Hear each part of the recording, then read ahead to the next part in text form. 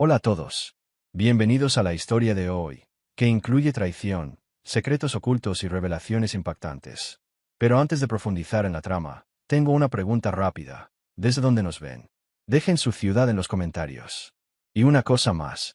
¿Han vivido o conocen a alguien que haya vivido una infidelidad? Si es así, compártanla en los comentarios. Quién sabe, su historia podría ayudar a alguien que esté pasando por algo similar. Vamos. Mi exesposa se convirtió en directora ejecutiva de un banco, y su nuevo esposo me despreciaba por dejar la preparatoria.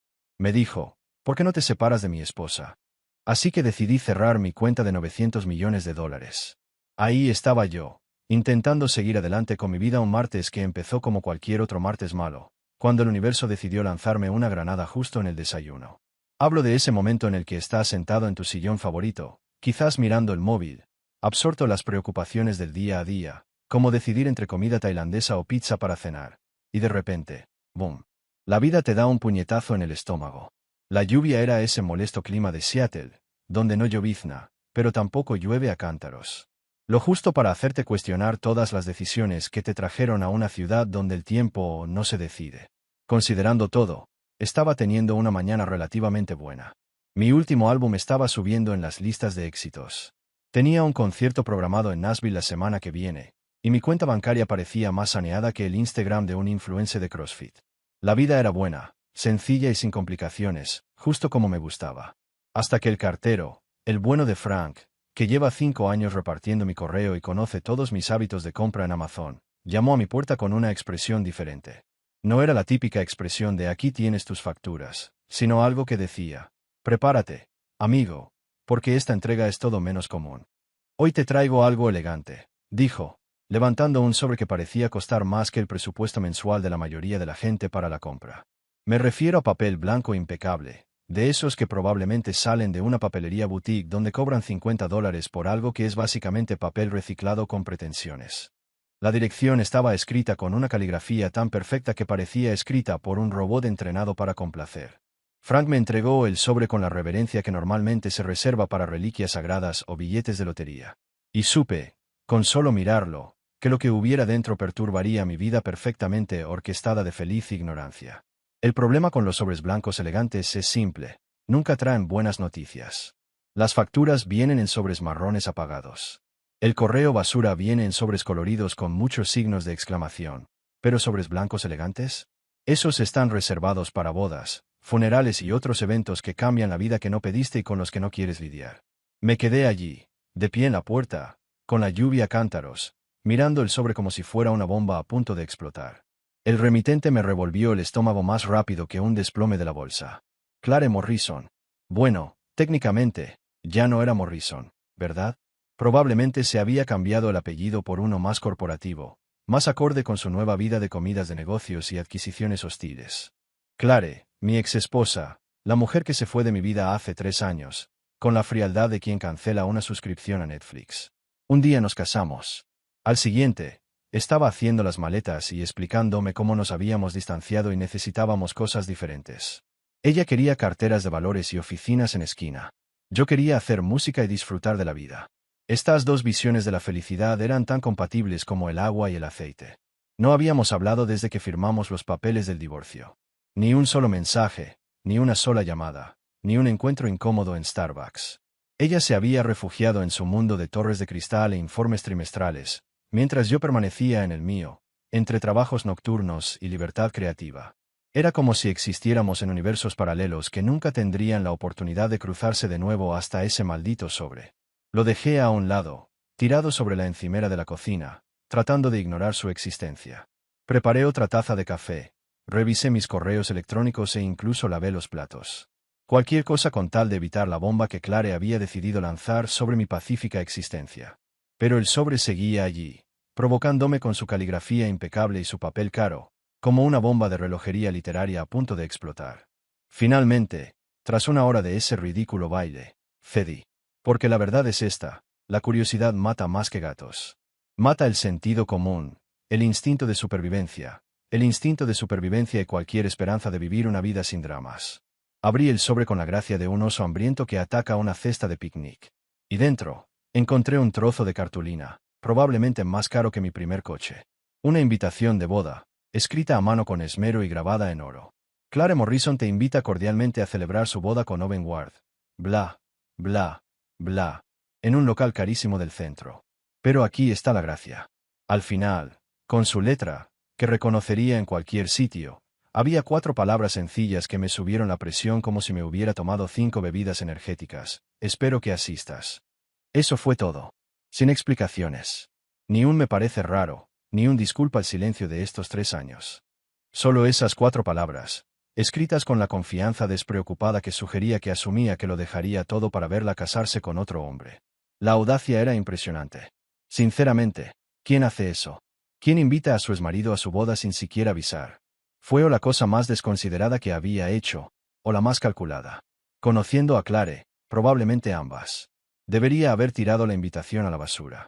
Debería haberme reído. Quizás incluso haberle enviado una nota de agradecimiento educada y haber seguido adelante con mi vida. Habría sido la decisión inteligente, la respuesta madura, el tipo de cosa que haría un adulto equilibrado. En cambio, 2 días después, me encontré frente a mi armario, intentando decidir qué traje sería apropiado ponerme mientras veía a mi exesposa casarse con otro hombre.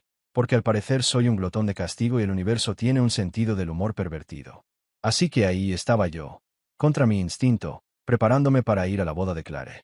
No porque quisiera, no porque pensara que sería divertido, sino porque a veces la vida te lanza un reto disfrazado de invitación, y eres lo suficientemente tonto como para aceptarlo. ¿Qué podría salir mal? Entrar en ese salón de baile era como atravesar un portal a un mundo donde el dinero parecía haber resuelto todos los problemas conocidos por la humanidad, incluyendo la escasez de la decencia humana más básica. El tipo de lugar donde hasta el aire parecía caro, como si respirar costara más y te cobraran después. Todo el ambiente rezumaba tanta riqueza y presunción que casi esperaba que alguien me pusiera un precio solo por vivir en ese mismo código postal. Las lámparas de araña que colgaban del techo parecían hechas a mano por ángeles con formación en diseño de interiores, proyectando una luz dorada que lo hacía brillar todo, como si estuviéramos en un cuento de hadas escrito por un gestor de fondos de inversión. Había cristales por todas partes. Probablemente valían más que las casas de la mayoría. Lanzaban pequeños arcoíris por la habitación, como una bola de discoteca de la naturaleza, solo que más elegante y 1000 veces más cara. Y la gente, Dios mío, la gente. Era como si alguien hubiera tomado todos los estereotipos sobre los ricos y hubiera decidido organizar una convención. Las mujeres lucían vestidos de diseñador que costaban más que mi coche. Sus joyas reflejaban la luz como arbolitos de Navidad andantes hechos de diamantes y buenas inversiones. Los hombres parecían salidos de un catálogo titulado «Cómo vestir para demostrar que no sirves para nada». Todos llevaban trajes a medida y relojes, que probablemente tenían sus propias pólizas de seguro. Yo, por mi parte, hice todo lo posible por mimetizarme con la multitud. Sombras, que era básicamente mi ambiente habitual en cualquier evento social, pero sobre todo en aquellas ocasiones en las que me sentía como un impostor que se había entrometido sin querer en la vida de alguien. Pedí una bebida a uno de esos elegantes camareros que se movían como si estuvieran realizando una coreografía y me acomodé cerca de una pared, desde donde podía observar el circo sin formar parte del espectáculo. Un cuarteto de cuerda tocaba en un rincón, el tipo de música clásica que se supone que te hace sentir sofisticado y culto, aunque la mitad del público probablemente estaba más interesado en hablar de sus últimas elecciones bursátiles que en apreciar los matices de Mozart. Observé a las parejas deslizándose por la pista de baile como si participaran en un reality show sobre riqueza, todos con sonrisas forzadas y conversaciones vacías sobre casas de vacaciones y mantenimiento de yates. Entonces lo vi a él, Owen Ward, el nuevo esposo de Clare, y aparentemente el rey de este castillo de pretensiones. Permítame pintar un retrato de este tipo, porque era justo lo que se esperaría de alguien que considera el dinero una extensión de su personalidad. Era alto, pero no de forma natural. Más bien parecía estirado por una percha de hombre rico, diseñada para añadir un toque de superioridad. Su smoking estaba tan perfectamente confeccionado que parecía cosido directamente a su cuerpo por artesanos italianos que juraban que todo pareciera importante. ¿Y ese Rolex en su muñeca? No solo daba la hora. Gritaba, «Tengo más dinero del que verás en tu patética vida», en 17 idiomas diferentes. Pero su cara. ¡Ay, su cara! Esa expresión, esa sonrisa irónica, que decía que había nacido con una cuna de oro tan metida en el culo que, de alguna manera, se había instalado en su cerebro y había reemplazado todas las emociones humanas normales que de otro modo podrían existir allí. La clase de mirada que decía que nunca había trabajado un solo día de su vida por nada que realmente importara. Nunca se había enfrentado a nada más difícil que decidir que ya te llevara a los Hamptons. Hacía todo lo posible por permanecer invisible, saboreando mi bebida cara y observando el espectáculo como si se tratara de un estudio antropológico, cuando el radar de Owen aparentemente detectó a alguien fuera de su ámbito de excesos. Se deslizó hacia mí con la confianza de quien nunca había escuchado un no en toda su privilegiada vida. Su sonrisa irónica se ensanchó al acercarse. Casi podía ver cómo le daba vueltas la cabeza, probablemente intentando decidir si era un empleado perdido o solo una organización benéfica a la que Clare había invitado por un retorcido sentido de responsabilidad social. «Pareces un poco perdido», dijo. Y su voz tenía ese tono particular que solo se adquiere tras años de hablar con la gente como si fueran inferiores. Era suave, pero con un tono condescendiente que me puso los pelos de punta. «Estás aquí con el personal de catering». Casi me reí. Ahí estaba, la personificación viviente de todo lo malo del sistema de clases estadounidense, dando por sentado que cualquiera que no pareciera salido de un catálogo de Brooks Brothers estaba allí para servir bebidas o limpiar lo que dejaban sus amigos importantes. «No», respondí, dándole un sorbo a mi bebida y viendo cómo su expresión cambiaba ligeramente al no disculparme de inmediato por estar cerca de él. Fue entonces cuando invadió mi espacio personal, con la seguridad agresiva que solo emana de quien nunca se preocupa por las consecuencias. Me miró de arriba abajo como si estuviera evaluando ganado, examinando mi traje prêt-à-porter, probablemente calculando mi valor según mi elección de corbata. «Dejaste la preparatoria, ¿verdad?», dijo. Y ahí estaba, el equivalente verbal a una bofetada, con la crueldad despreocupada de quien cree que ser un __ es un lujo ganado con su fortuna. «¿Por qué no te haces un favor y cortas lazos con mi esposa?». El salón de baile parecía haberse vuelto un poco más silencioso a nuestro alrededor, como si el universo mismo contuviera la respiración esperando ver cómo se desarrollaba esto. Podía sentir las miradas girando hacia nosotros, esa clase de atención discreta que la gente rica da cuando cree que un drama potencial podría ser entretenido. ¿Y saben qué? No me inmuté. Ni por un segundo. Porque la verdad sobre tipos como Owen es simple. Están acostumbrados a intimidar a quienes tienen algo que perder. Personas que necesitan su aprobación, su dinero, sus contactos para sobrevivir. No están acostumbrados a tratar con alguien a quien realmente no le importa su opinión ni sus amenazas. En lugar de intimidarme, sonreí. No una sonrisa amistosa, ni nerviosa, sino la clase de sonrisa que dice, «Tío, no tienes ni idea de con quién te estás metiendo. Y esto va a ser mucho más divertido de lo que crees». Era la sonrisa de alguien que ha sido subestimado toda su vida y que ha aprendido a saborear el momento en que la gente se da cuenta de que ha cometido un error colosal. «Abandonaste la preparatoria», repetí, dejando las palabras flotando en el aire. «Sí, se podría decir eso». La sonrisa irónica de Owen se ensanchó, como si finalmente hubiera confirmado todo lo que sospechaba sobre mí. El pobre hombre probablemente pensó que se trataba del típico caso de alguien que había renunciado a la vida, rogando por la atención de su exitosa exesposa. Ya estaba escribiendo la historia en su cabeza, y disfrutaba cada minuto. «Bueno», dijo, ajustándose la corbata, absurdamente cara. «Creo que nos entendemos». Estábamos a punto de entendernos. Pero no de la forma que él imaginaba. Justo cuando pensaba que la noche estaba a punto de convertirse en uno de esos concursos de egos en los que claramente no quería competir, oí una voz que, más que un anuncio ambulante de un fondo fiduciario, pertenecía a un ser humano. Una voz familiar que atravesó el ambiente pretencioso como un salvavidas lanzado a un hombre que se está ahogando. «Veo que todavía estás haciendo amigos». Me giré y allí estaba Ryan Clark, el hermano menor de Clare, con aspecto de ser el único en todo el circo que no le había vendido el alma al dios de las fusiones y adquisiciones. Me sonreía con esa misma mirada pícara que tenía desde los 15. La clase de sonrisa que indicaba que estaba a punto de decir algo que nos metería en problemas o haría la noche mucho más divertida. Probablemente ambas cosas, considerando a Ryan. Ryan siempre había sido la oveja negra de la familia Clark, lo cual era toda una hazaña considerando que yo me había casado con alguien de esa dinastía disfuncional. Mientras que Clare era pura ingenio y ambición calculada, Ryan era tranquilo y genuinamente curioso por el mundo más allá de las cotizaciones bursátiles. Prefería pasar la noche del viernes en un pequeño club de jazz que frecuentar un evento corporativo, lo que lo convertía, sin duda, en mi miembro favorito de la familia Clark. Cuando Clare y yo aún cuidábamos de las apariencias en nuestro matrimonio en crisis, Ryan solía aparecer en mis conciertos cada vez que tocaba en clubes locales. No porque se sintiera obligado a apoyar al marido de su hermana, sino porque entendía de verdad que la música no era solo ruido de fondo mientras se discutían asuntos importantes. Se sentaba allí, Tomaba una cerveza y escuchaba la música como si significara algo para él. ¿Sabe quién eres?, preguntó Ryan, asintiendo con la cabeza hacia Owen, que seguía allí de pie, con aspecto de haber ganado un concurso imaginario al mayor, en una sala llena de profesionales, No, respondí, y no pude evitar sonreírle. Porque ya sabía a dónde iba esto, y sería hermoso. Los ojos de Ryan se iluminaron como los de un niño que acaba de descubrir que la Navidad se adelanta este año. Miró a Owen, quien seguía disfrutando de lo que probablemente creía una sesión de acoso exitosa, completamente ajeno a que acababa de pisar la mayor mina terrestre de su privilegiada vida. Será divertido verlo, dijo Ryan, con esa voz tan peculiar, como si ya estuviera componiendo la historia que contaría en las cenas familiares durante la próxima década. Ese hombre se cree el jefe. Ya verás a ver si descubre la verdad. Mira, esto es lo que diferenciaba a Ryan de todos los demás en su familia. Realmente prestó atención a lo largo de los años. Mientras Claire estaba ocupada ascendiendo profesionalmente y fingiendo que su pasado no existía, Ryan estaba al tanto de lo que yo hacía desde el divorcio. No con un tono de acosador inquietante, sino más bien como, oye, mi excuñado está haciendo cosas geniales. Sabía de la gira europea que agotó las entradas en 3 ciudades. Sabía del álbum que encabezó las listas de jazz y estuvo allí 6 semanas.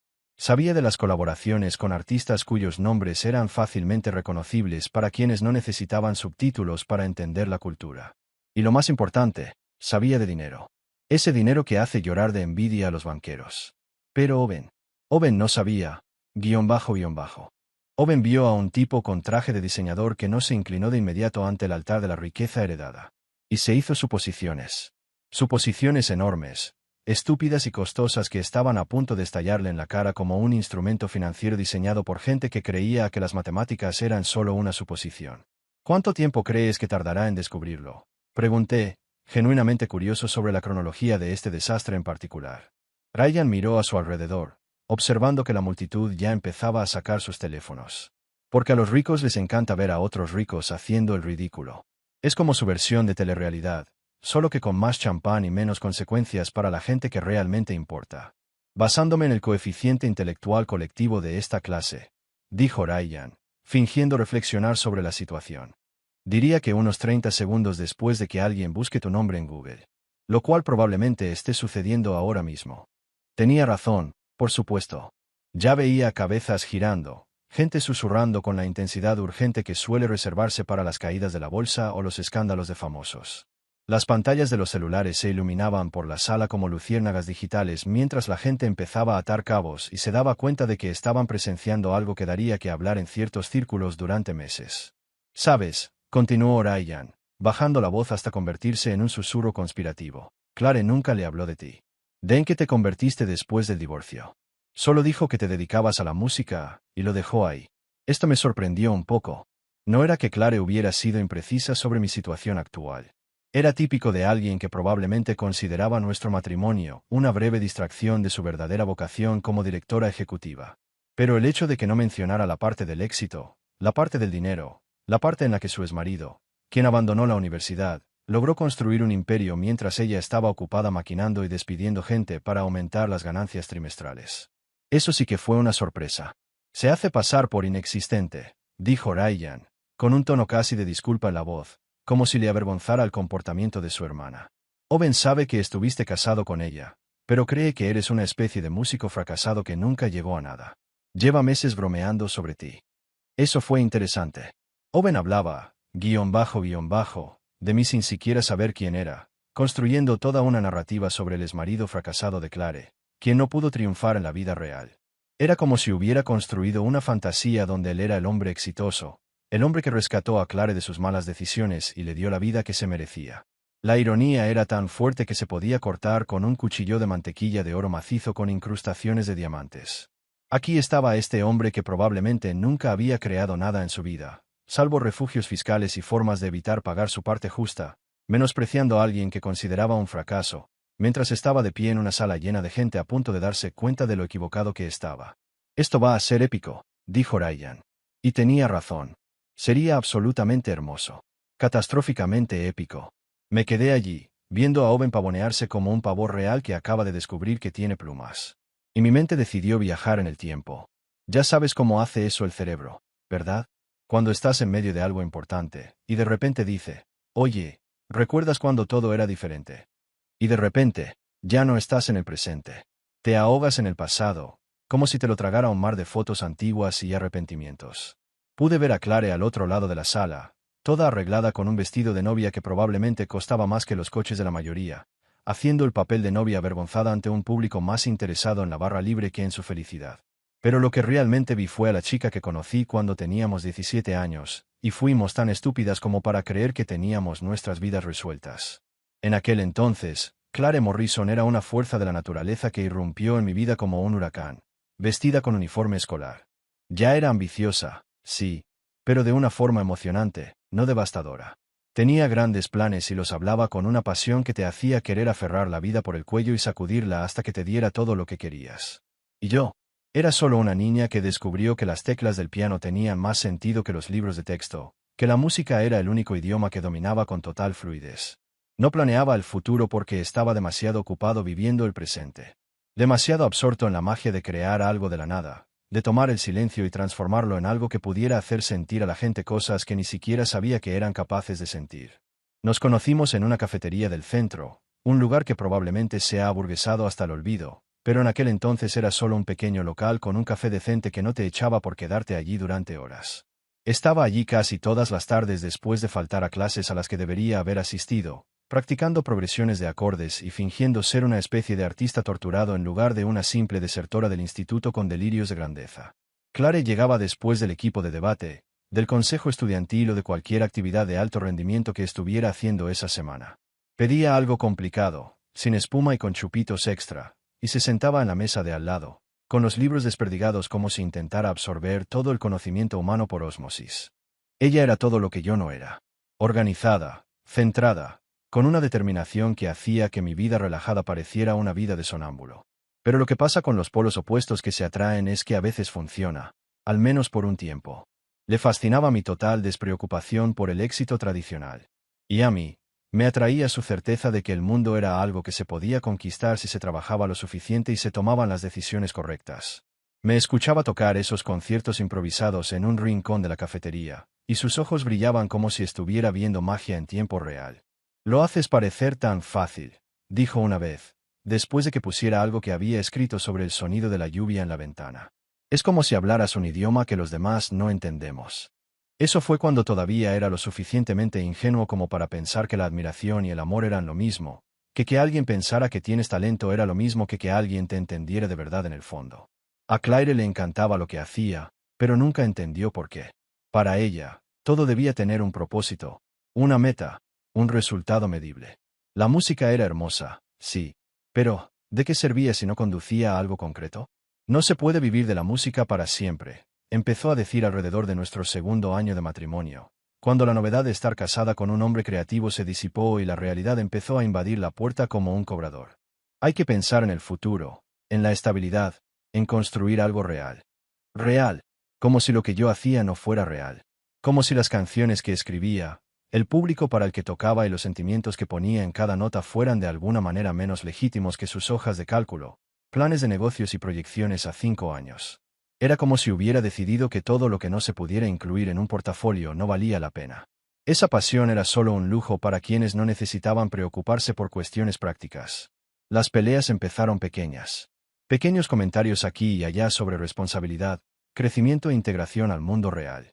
Pero se hicieron más grandes, más fuertes, más frecuentes, hasta que nuestro apartamento se convirtió en un campo de batalla donde libramos una guerra que ninguno de los dos entendía del todo. Ella quería que yo fuera alguien que no era. Y yo quería que me quisiera por quien era, no por quien ella creía que podía llegar a ser. Esto no funciona, dijo un martes por la mañana, de pie en nuestra cocina con la maleta hecha, como si llevara semanas planeando su escapada. Queremos cosas diferentes. No, Claire. Yo quería hacer música, viajar, conocer gente interesante y experimentar todo lo que la vida me ofrecía. Ella quería opciones sobre acciones, oficinas corporativas y el éxito que conlleva ascender en la escala corporativa. Éramos tan compatibles como el agua y el aceite, o los republicanos y el sentido común, o cualquier otra metáfora de cosas que simplemente no se mezclan, por mucho que lo intentes. No te pido que cambies, dijo, lo cual era la mayor mentira que había oído desde que los políticos empezaron a prometer reformas sanitarias. Me había estado pidiendo que cambiara desde el momento en que dijimos sí, quiero. Cada conversación sobre mi carrera, cada sugerencia sobre oportunidades de networking, cada comentario sobre trabajos reales, todo era una clave para que dejara de ser quien soy y me convirtiera en quien ella necesitaba que fuera. Así que la dejé ir.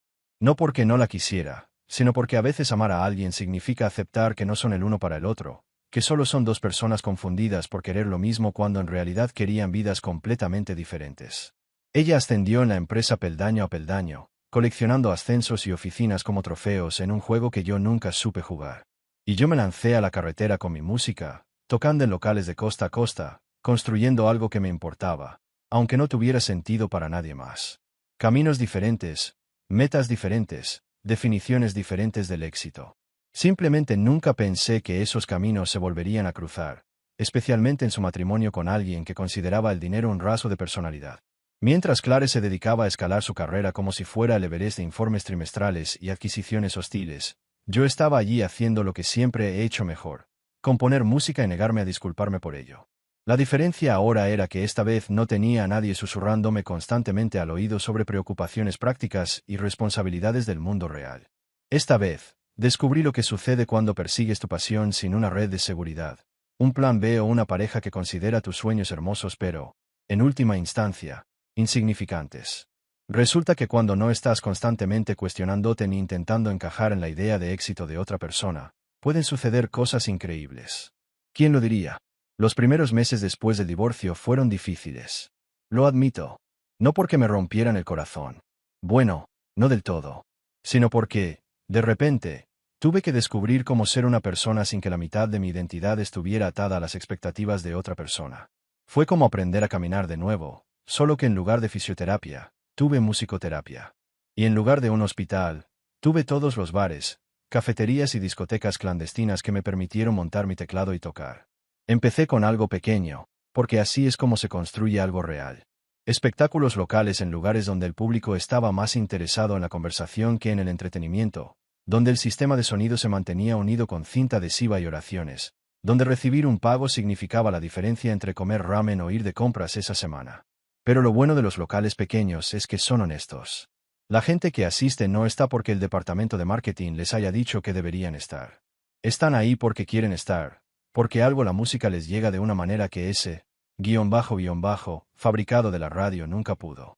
Y poco a poco, como ver crecer una planta, si eres de los que tienen paciencia para eso, mi público empezó a crecer. No como un estadio lleno, ni como un Madison Square Garden abarrotado, sino como gente de verdad que se preocupa. El tipo de crecimiento que ocurre orgánicamente, persona a persona, conversación a conversación, cuando alguien escucha algo que le conmueve y decide contárselo a sus amigos. No buscaba fama, fortuna ni nada de eso de Hollywood. Buscaba conectar. Ese momento en el que estás tocando y miras al público y ves que tu música les llega al alma, haciéndoles sentir algo que habían olvidado que eran capaces de sentir. Esa era la droga a la que era adicto. Eso era lo que me mantenía en pie durante las habitaciones de hotel de mala muerte, los largos viajes en coche y las noches en las que me preguntaba si Clare tenía razón en todo. Pero entonces ocurrió algo curioso. La música empezó a viajar más lejos de lo que jamás había planeado. Gracias a esa cosita llamada Internet, que empezaba a descubrir cómo ser útil para algo más que discutir con desconocidos y ver vídeos de gatos. La gente grababa mis sesiones en sus teléfonos, publicaba vídeos en redes sociales y compartía canciones con amigos a 3 estados de distancia. Mi música se propagaba como un virus benévolo, infectando a la gente con la idea de que quizá aún había espacio en el mundo para algo auténtico, honesto y sin pulir. Toqué en cafés parisinos donde los camareros hablaban inglés mejor que la mitad de los turistas y el vino costaba menos que un Starbucks en mi ciudad. Actué en teatros de Tokio, donde el público era tan respetuoso y atento que se podía oír caer un alfiler entre canción y canción, donde trataban la música en vivo como si fuera una especie de ritual sagrado, en lugar de ruido de fondo para sus conversaciones. Me encontré en un sótano de Harlem donde la historia del jazz estaba literalmente grabada en las paredes, donde leyendas habían tocado antes que yo y probablemente volverían. Donde la música se sentía parte de algo más grande que cualquier artista individual. Cada escenario me enseñó algo nuevo. No solo sobre música, sino sobre las personas, sobre lo que las conmueve y lo que les importa, y cómo una canción puede significar cosas completamente distintas para cada persona, aunque siga siendo la misma colección de notas y letra. Estaba recibiendo una educación que ninguna escuela de negocios podría haberme brindado. Aprendí sobre la naturaleza humana, la conexión y la extraña alquimia que surge cuando abres tu alma y confías en que alguien te comprenderá. Y en algún punto del camino, sin darme cuenta, empecé a ganar dinero. Dinero de verdad. No el dinero que ganas tocando en bodas y fiestas de cumpleaños, sino el que te hace darte cuenta de que tal vez esto de seguir tu pasión no es solo para niños ricos y gente sin dinero. Los contratos para álbumes empezaron a llegar, porque, al parecer, cuando creas una base de fans de verdad en lugar de intentar fabricarla, las discográficas empiezan a prestar atención. Los patrocinios surgieron porque las marcas se dieron cuenta de que los artistas auténticos con seguidores genuinos valían más que las estrellas pop fabricadas y sin alma. Surgieron oportunidades de inversión porque, al parecer, cuando se es bueno creando algo que la gente quiere, también se es bastante bueno reconociendo el valor en otras áreas. Pero aquí está el problema. Yo no buscaba la riqueza. Nunca fui de los que soñaban con nadar en piscinas de dinero como una especie de tío Gilito financiero.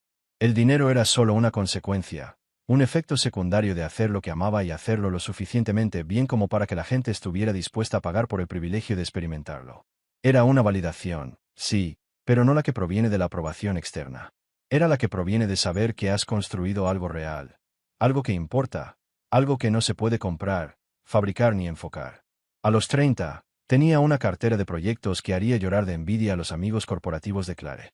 Propiedades de inversión, startups tecnológicas, un sello discográfico realmente rentable. Todos los sueños capitalistas a los que todos deberíamos aspirar. La diferencia es que lo logré siendo yo mismo en lugar de fingir ser otra persona, siguiendo mis instintos en lugar del plan de negocios de alguien más. Y lo mantuve en secreto. Nada de comunicados de prensa anunciando mi patrimonio neto. Nada de entrevistas sobre mi estrategia de inversión. Nada de publicaciones en redes sociales presumiendo el saldo de mi cuenta bancaria. Porque la verdadera riqueza, la que realmente importa, no necesita presumir. Simplemente existe, silenciosa y segura, como una canción bien tocada que no necesita un volumen extra para expresarse. Así que allí estaba yo, en ese salón que gritaba, tenemos más dinero que Dios y no nos avergonzamos de ello. Observando a Clare moverse por la sala como si se postulara a la presidencia de los Estados Unidos de los ricos. Por fin había llegado a donde siempre había querido estar. Directora ejecutiva de un banco, con una oficina en la esquina y una vista que probablemente costaba más que el salario anual de la mayoría. Toda la fantasía de reina corporativa que había perseguido desde que tenía edad suficiente para entender lo que era una opción sobre acciones. Y Owen básicamente se ganó la lotería al casarse con la corona de Clare. No solo estaba consiguiendo una esposa, estaba accediendo a un imperio financiero, a una red de contactos que podía hacer o deshacer carreras, y a la clase de estatus social que el dinero no puede comprar. Pero casarse con la persona adecuada sí. Era como una especie de príncipe consorte corporativo, aprovechando la influencia de Clare y alcanzando un nivel de importancia que nunca había alcanzado por sí solo, lo que hacía que lo que estaba a punto de suceder fuera mucho más dulce. Verás, Owen acababa de terminar su discursito sobre cómo debería cortar lazos con su esposa, pronunciado con la sutil gracia de un mazazo en la cara. Estaba allí de pie, con el pecho inflado, como un gallo que acaba de ganar una pelea, probablemente esperando a que me metiera el rabo entre las piernas y saliera hecho una furia de su elegante fiesta como un perro regañado. Pero ahí está el problema con los abusadores. Y no te confundas, Owen solo era un abusón con mejor ropa y una cuenta bancaria más grande. Solo son peligrosos cuando les das poder sobre ti. Cuando te importa su opinión, cuando necesitas su aprobación, cuando temes lo que puedan hacerte, eliminas ese miedo, les quitas la ventaja, y de repente son solo personas pequeñas y tristes que hacen ruido. Así que cuando Owen me dio su ultimátum con toda la confianza de alguien que nunca había sido desafiado en su privilegiada vida, decidí obedecer, pero no de la forma que él esperaba. Tomé mi teléfono porque, claro, eso requeriría tecnología. Hoy en día, todo lo importante en el mundo moderno ocurre a través de una pantalla. Y lanzar bombas nucleares sobre el ego de alguien no es una excepción. No se me escapó una hermosa ironía. Aquí estaba un hombre que se había casado con una mujer del mundo bancario, que probablemente creía entender el dinero, el poder y la influencia, y que acababa de insultar a uno de los clientes más importantes de su propio banco sin siquiera darse cuenta. Era como ver a alguien patear un avispero con los ojos vendados, solo que los avispones eran cebo legal y estaban a punto de invadir todo su imperio financiero. Lo mejor es que esto era solo el principio. Tras mi breve anuncio, fue como ver caer fichas de dominó, solo que en lugar de fichas de madera, fue la cuidadosamente construida jerarquía social de la élite de Manhattan derrumbándose en tiempo real. El juego de poder que Owen creía tener en sus manos se convirtió en un desastre de proporciones épicas. Intentó recomponerse, por supuesto, pero el daño ya estaba hecho. Las primeras llamadas ya se habían hecho, y las primeras preguntas comenzaron a surgir. El tipo de preguntas que te hacen reconsiderar tus decisiones vitales, en su caso, lo que quedaba de su fachada de superioridad. No puedes. Empezó, pero la frase se le ahogó en la garganta. Se quedó sin palabras, como un artista intentando pintar un lienzo en blanco, sin saber qué hacer con el lienzo que, en su caso, se había convertido en un reflejo de su propia estupidez. Con cada segundo que pasaba, perdía más control, más territorio. Fue entonces cuando vi a Claire realizar el movimiento más predecible de la noche.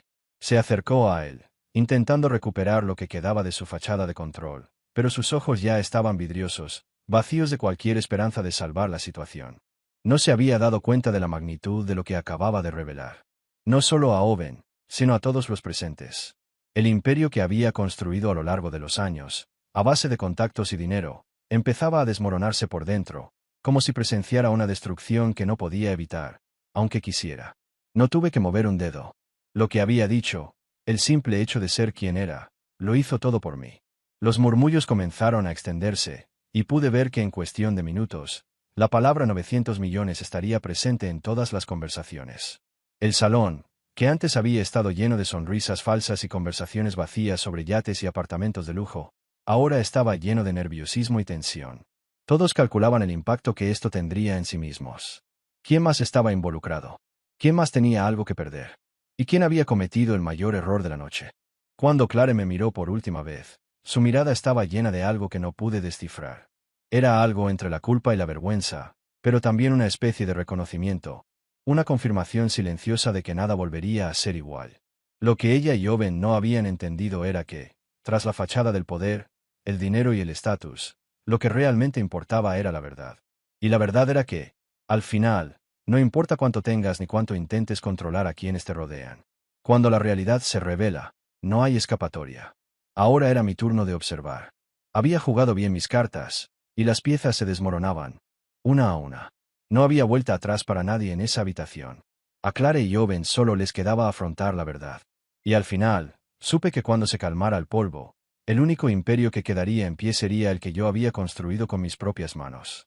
Y sentado en primera fila ante esta escena espectacular estaba Ryan, que parecía que acababa de ganar la lotería. Encontrar el amor verdadero y descubrir el sentido de la vida, todo en el mismo lapso de 30 segundos. Supongo que no sabías con quién hablabas, dijo Ryan, con la voz apenas llena de satisfacción que da ver cómo el karma asesta un golpe preciso a quien lo merece. Intentó mantener una expresión neutral, probablemente por una infundada lealtad familiar, pero sus ojos brillaban con esa alegría que suele reservarse para la mañana de Navidad o para ver a tu peor enemigo pisando un rastrillo. Y entonces empezó la verdadera diversión. Sabes que los ricos siempre dicen que son demasiado sofisticados para los chismes, demasiado refinados para los dramas triviales, demasiado ocupados tomando decisiones importantes como para preocuparse por los asuntos de los demás. Sí, eso es, completamente, guión bajo. A los ricos les encanta el chisme más que a nadie en el planeta. Se les da mejor fingir que hacen contactos o se mantienen informados sobre las condiciones del mercado que admitir que básicamente dirigen la cafetería escolar más cara del mundo. En cuanto mis palabras calaron hondo, todos los celulares en ese salón sonaron como si estuviéramos en un concierto de Taylor Swift, y ella simplemente empezó a cantar Shake It Off. Los dedos revoloteaban por las pantallas con la urgencia que normalmente se reserva para las caídas de la bolsa o los apocalipsis zombies. La gente buscaba mi nombre en Google más rápido que los adolescentes buscando a sus amores en Instagram. Y prácticamente podía sentir los momentos de «oh, mierda», extendiéndose entre la multitud como un incendio forestal en California durante la estación seca. En serio, oí susurrar a alguien en la mesa de atrás. Dios mío, guión bajo, eso es todo, fue la respuesta, seguida del sonido de alguien casi atragantándose con el champán. 900 millones, siseó otra voz. En su banco, en el banco de Owen, corrigió alguien, y pude oír la risa apenas contenida en su voz. En el banco de Claire. En cuestión de segundos, vi cómo la gente reconocía la situación como una serie de pequeñas explosiones en sus cerebros. Los ojos se abrieron de par en par, se quedaron boquiabiertos, y el ambiente general pasó de una elegante recepción de boda a asientos de primera fila en una ejecución pública. El tipo de ejecución pública donde el verdugo se decapita a sí mismo accidentalmente en lugar de al prisionero, que era básicamente lo que Owen acababa de hacer.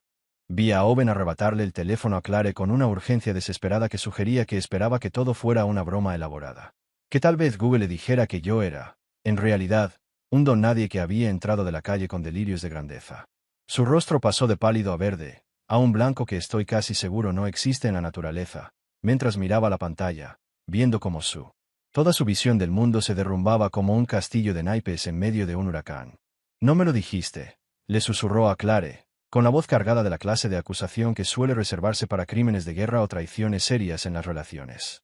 No la traición divertida, como olvidar un cumpleaños, sino la que implica abogados, división de bienes y costosas sesiones de terapia. Clare guardó silencio, lo cual probablemente fue lo más inteligente que había hecho en toda la noche. ¿Qué se suponía que debía decir?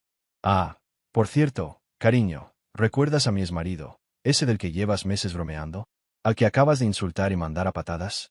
Sí, vale más que todo nuestro banco y probablemente podría comprar nuestra boda deducible de impuestos si quisiera. Esa conversación nunca iba a funcionar, por mucho que la abordara. Pero su silencio fue una especie de confesión. No. Decía todo lo necesario sobre cómo veía nuestro pasado, cómo había decidido presentárselo a su nuevo marido, cómo había borrado, en esencia, las partes de mi historia que no encajaban con su narrativa de pasar de perdedora a ganadora. Excepto que, para sorpresa de todos, cayó tan bajo que terminó en el equivalente financiero del sótano. Los rumores se hacían cada vez más fuertes. La gente ya ni siquiera fingía discreción. A los ricos les encanta ver a otros ricos fracasar estrepitosamente, sobre todo cuando alguien a quien nunca apreciaron recibe su merecido. Era el tipo de diversión que no podían tener, pero que estaban absolutamente dispuestos a presenciar, como si estuvieran en un espectáculo de circo cuyo acto principal es la caída de un gigante del escenario financiero. Estaba a medio camino de las escaleras, debatiendo si pedir un Uber o simplemente caminar un poco y dejar que el aire nocturno me despejara la mente, cuando oí el taconeo de unos tacones caros sobre el mármol detrás de mí. El sonido intentaba ser casual, pero había una urgencia que sugería que alguien corría para alcanzarme, sin querer sonar como si me persiguieran por la calle. Me equivoqué contigo. La voz de Clare atravesó el aire nocturno como un cuchillo en la mantequilla. Suave, pero pesada, como las voces cuando todo está en silencio. No me giré de inmediato porque, sinceramente, una parte de mí esperaba esta conversación y otra la temía. La espera triunfó. La oí acercarse, sus tacones repiqueteando como una cuenta regresiva hacia el desastre. Clare, con todo su universo de planes y victorias, estaba allí, detrás de mí, intentando encontrar la manera de decir algo más que una excusa vacía. ¿Crees que me arrastré a este matrimonio como si fuera una pieza de mi tablero? Su pregunta quedó flotando en el aire, con cierta impotencia, como si aún intentara convencerse de que tenía sentido. Solo quería ser feliz. Casi me reí, pero me contuve. Contento, feliz, qué palabra tan ridícula en nuestro contexto. Me giré despacio, sin prisa, viendo cómo sus ojos brillaban con una mezcla de frustración y algo más. Quizás arrepentimiento, quizás vergüenza. No lo sabía. Lo que sabía era que, esa noche, nada volvería a ser igual. ¿De verdad crees que esto arreglará las cosas?, pregunté. La ironía en mi voz era evidente. Clare me miró y, por primera vez en mucho tiempo, no parecía tan segura de sí misma. Había oído sus palabras muchas veces, pero hoy ya no tenían el peso que recordaba. Se quedó allí, frente a mí, intentando reconstruir una historia que ni siquiera ella misma creía. No he cambiado, le dije. Y lo decía en serio. Al menos no de la forma que esperabas. Simplemente he construido una vida sin necesitar tu aprobación. Las palabras quedaron suspendidas en el aire entre nosotros. Una declaración final que dejó claro que había superado cualquier necesidad de su validación. Y ahora podía verlo en sus ojos, la sensación de que el tiempo y la distancia habían logrado lo que los años de lucha entre nosotros no pudieron. Habían borrado el apego. La desesperación disfrazada de orgullo estaba ahí, pero ahora era solo una sombra. No era lo que ella imaginaba, o quizás como lo imaginaba. Clare finalmente comprendió que ya no tenía el control, no como creía. Yo había tomado lo que nos separaba y lo había convertido en algo más valioso. Mi propia libertad. Se quedó allí, paralizada por la misma constatación. Lo que creía poder controlar, lo que creía poder moldear, ya no reflejaba su vida con Owen ni su idea de un futuro perfecto. El éxito que me atribuía y se negaba a sí misma ya no importaba. En absoluto. Estaba bien sin ella, y esa era una verdad simple pero devastadora. El silencio, aunque incómodo, fue también uno de los momentos más sinceros que compartimos. El mundo de arriba, donde el brillo de la ciudad parecía tan distante del caos que representaba, parecía invitarme a irme sin mirar atrás. Era libre. El peso de nuestras diferencias ya no pesaba tanto. Había encontrado mi propio camino. Y allí, en lo alto de esa escalera, donde el mundo parecía a punto de desintegrarse en un instante, solo quedábamos Clare, yo y la irreversibilidad de las decisiones que habíamos tomado. La miré una última vez, no con ira ni compasión, sino con la comprensión de que las vidas que habíamos construido habían tomado rumbos diferentes, y que este capítulo realmente necesitaba cerrarse. Ella, por su parte, simplemente se quedó allí, con la mirada apartada, en un último intento por ajustar su imagen a lo que creía haber logrado. Pero esa noche, y lo que sucedería después, demostró que el verdadero logro no se trataba de estatus ni dinero. Se trataba de poder mirarse al espejo y reconocer la persona que realmente era, sin necesidad de la aprobación de nadie. Y luego, con una última mirada a los escalones de mármol que conducían a la fiesta en ruinas, me di la vuelta y seguí caminando. Ya sabía que la noche tendría sus consecuencias, pero al ver cómo se desarrollaba todo en redes sociales, empecé a comprender la magnitud de la bomba que había lanzado. No fue solo una humillación pública para Owen. Fue un espectáculo completo, como si hubiéramos grabado un reality show de una vida que aparentemente solo existía en nuestras cabezas. Sin embargo, lo más fascinante fue el papel de todos los espectadores. Cada publicación, cada comentario, cada me gusta, todo me hizo darme cuenta de que Internet tiene un poder absurdo para transformar cualquier cosa, incluso el más mínimo error, en una epopeya de proporciones inimaginables. No me arrepentía. De hecho, la situación me divertía un poco. Al fin y al cabo, ¿quién no lo estaría? Ver a un hombre arrogante, cuyo mayor placer era menospreciar a los demás. Ser destruido por su propia ignorancia era una lección de karma que no iba a perderme. Sin embargo, lo mejor era saber que esta humillación no se desvanecería con el tiempo. No en un mundo donde todo se registra, se comparte y se perpetúa digitalmente. ¿La ironía? Mientras Owen intentaba desesperadamente borrar el desastre, solo estaba grabando su propia caída. Cuando llegó el vídeo de Ryan, no pude evitar reír. Owen, el que se sentía en la cima del mundo, completamente inalcanzable, ahora estaba allí, expuesto, frente a todos. Ryan parecía haber disfrutado ese vídeo más que cualquier otro momento de su vida. No se trataba solo de ver lo que sucedía a cámara lenta, sino de comprender que, al final, lo que siempre creyó tener, lo que siempre creyó controlar, se había desvanecido frente a todos, irreversiblemente. Abrí el vídeo y no pude evitar sonreír de satisfacción al ver a Owen completamente fuera de sí, perdido entre la sorpresa y el pánico. Y, al contrario de lo que muchos podrían esperar, mi satisfacción no provenía solo de verlo perder todo lo que creía tener. Provenía del simple hecho de saber que la verdad siempre sale a la luz, tarde o temprano, y que quienes usan el poder y el dinero para manipular, controlar y humillar a otros terminan siendo absorbidos por ella. Ryan tenía razón. Necesitaba ver esta mierda, porque al final, fue el tipo de justicia que me hizo comprender que la libertad de ser quien realmente eres vale mucho más que cualquier cosa que puedas poseer o ganar en las redes sociales o en un banco. La viralización del vídeo fue, sin duda, un espectáculo inesperado. Owen, el rey de la arrogancia, se encontraba ahora en el centro de un tsunami de burlas y críticas. Era la estrella del espectáculo, pero el público esperaba su colapso total, como si hubiera sido diseñado para ello. Cada nuevo chiste, cada meme, cada comentario en redes sociales era como una puñalada que lo golpeaba con precisión quirúrgica, exponiendo no solo su falta de carácter, sino también la frágil burbuja de superioridad que creía haber construido. Yo, en cambio, observaba todo con una satisfacción serena, casi relajante. Porque, mientras el mundo giraba en torno a Owen, me sentía completamente ajeno a quienes intentaban aprovecharse de su caída. Intentaban comprender algo que, de hecho, ya tenía claro. La verdadera venganza nunca se trataba de destrucción física o financiera. Se trataba de destruir el ego, desmantelar lo que una persona cree que es su identidad y verlo derrumbarse en tiempo real. Owen no había sido derrotado por mi golpe financiero, sino por la exposición pública de quién era realmente. Lo que más me complació fue que, incluso con todo el espectáculo viral, con todos los artículos y debates financieros, Owen seguía tan atrapado en su propia visión del mundo que ni siquiera podía reconocer el verdadero impacto de sus acciones. Le preocupaban las cifras y lo que le harían al banco, pero nunca consideró cómo lo vería el mundo ni cómo lo tratarían aquellos a quienes consideraba inferiores. Owen era un reflejo de lo que intentaba ocultar, su arrogancia, su falta de empatía y la fragilidad de una vida construida sobre mentiras y superficialidad. Mientras él estaba allí, mirando su teléfono con el rostro desencajado por la frustración. Pensé, esto es lo que pasa cuando crees que puedes humillar a los demás sin consecuencias. Ya no necesitaba explicarle nada a nadie. No buscaba dinero ni fama. Solo quería ver hasta dónde podía llegar la verdad. Y, al parecer, iba mucho más allá de lo que imaginaba. Fue como si la última pieza del rompecabezas finalmente hubiera encajado.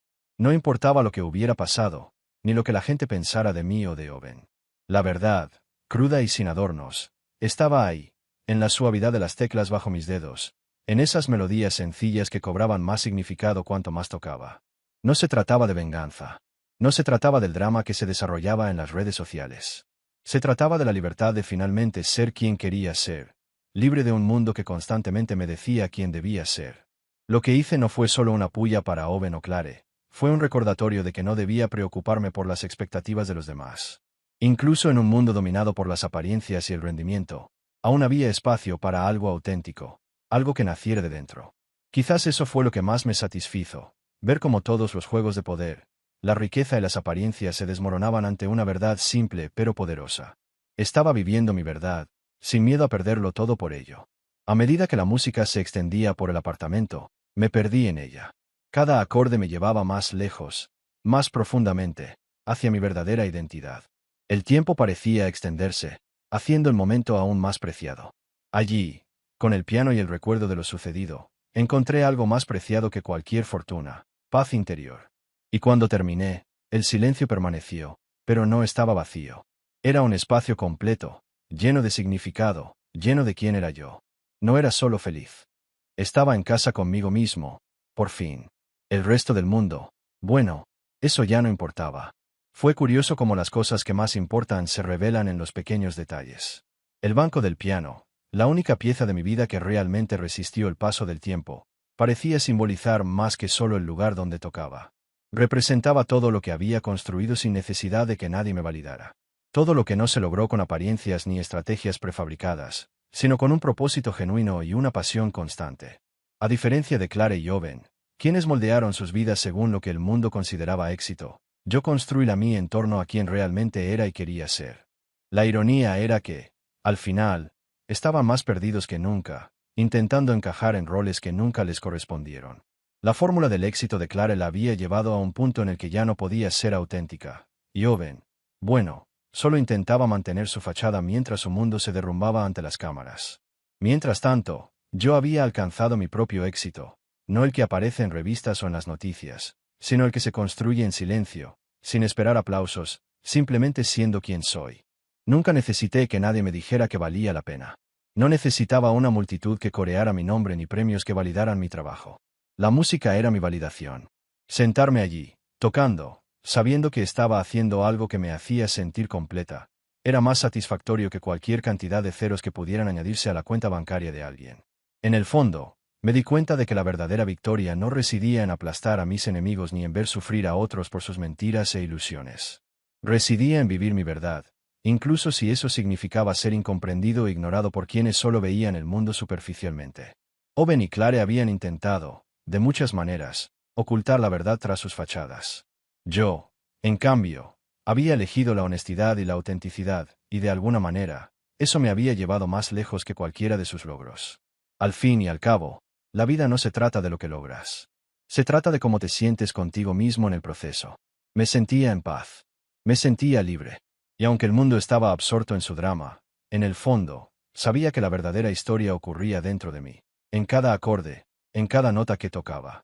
Había encontrado algo que, sin saberlo, había buscado durante tanto tiempo, la libertad de ser yo mismo, sin necesidad de permiso. Entonces, con una leve sonrisa, volví a jugar. No para nadie más. Solo para mí. Mientras la melodía fluía entre mis manos, todo lo que necesitaba estaba ahí, en esa simplicidad. No se trataba de los demás. Nunca lo fue. No necesitaba su reconocimiento ni sus expectativas para sentirme realizada. Clare y Owen siguieron adelante con sus vidas, cada uno con sus propios fantasmas y fracasos, pero yo, en cambio, tenía algo que ningún dinero podía reemplazar: la paz interior de saber quién soy y qué hago. La vida que construí fue una vida real, construida con altibajos, pero siempre a mi propio ritmo. Su idea de éxito, con sus contratos, su imagen pública y sus expectativas externas, nunca tuvo el mismo peso que la mía. Había logrado todo lo que quería sin necesitar la aprobación y la validación de nadie más que de mí mismo. Y quizás eso fue lo que los enfureció, lo que los hizo cuestionar e intentar comprender por qué parecía tan tranquilo mientras todo a mi alrededor se desmoronaba. Porque tenía algo que ellos no podían ver. Una vida real. Una vida vivida en el presente, donde cada acorde del piano reflejaba quién soy, sin máscaras ni convencionalismos. Y de repente, ya no lo sentía como una victoria contra Clara y Joven. No se trataba de derrotar a nadie. Se trataba de ser libre. Libre para ser quien era, sin preocuparme por lo que pensaran los demás ni por lo que esperaran de mí. La felicidad, me di cuenta, no se encuentra en las cosas materiales ni en el espectáculo que puedes crear para los demás. Está en las pequeñas cosas que son genuinas y que se alinean con quien realmente eres. Estaba jugando, no para el público, sino para mí misma, y eso era más que suficiente. Había encontrado mi paz.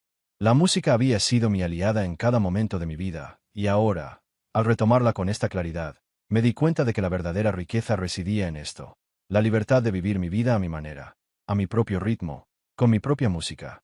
Y ese, quizás, fue el mayor logro de todos. Otra historia llega a su fin. ¿Qué te pareció? Me encantaría leer tu opinión en los comentarios. Si te gustó esta historia, considera unirte a nuestra comunidad suscribiéndote. Significa mucho para nosotros. Más historias como esta, mira los vídeos recomendados en pantalla y nos vemos luego.